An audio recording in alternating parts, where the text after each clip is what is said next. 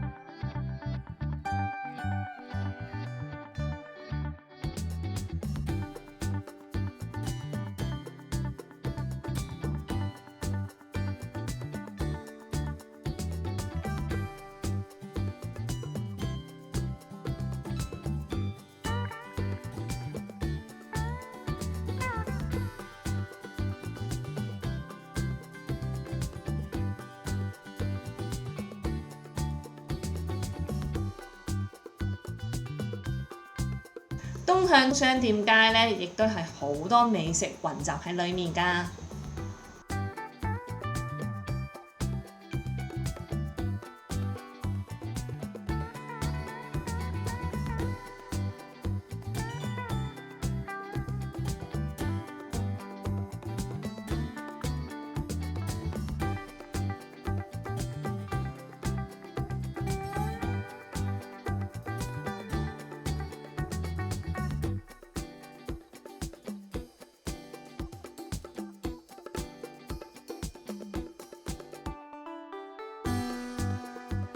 咁呢一間嘅壽司店咧，我之前都介紹過，我今次咧亦都係再去食嘅。佢亦都有一個好抵食嘅套餐啦，同埋啲壽司咧嘅質素係好好味、好新鮮㗎。嚟到奈良，梗係唔好錯過中谷堂嘅高速炒餅啦！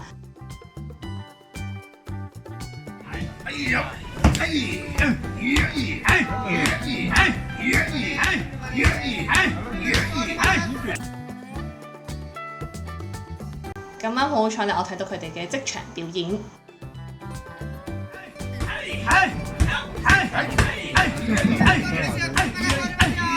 你睇我隻手，隻手冇揼到喎。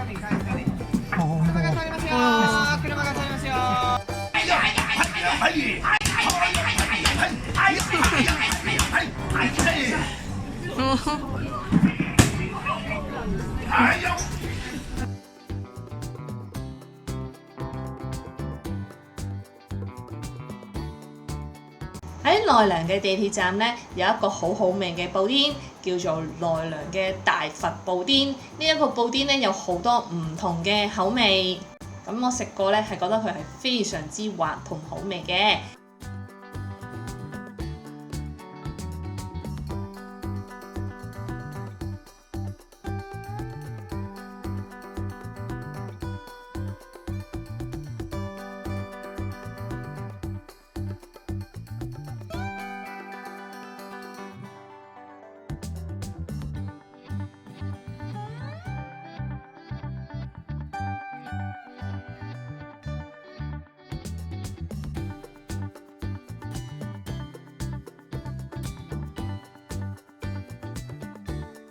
分享係咁多，下集呢，我將會帶大家去京都睇下我食咗啲咩美食，大家千祈唔好錯過啊！下集再見啦，拜拜。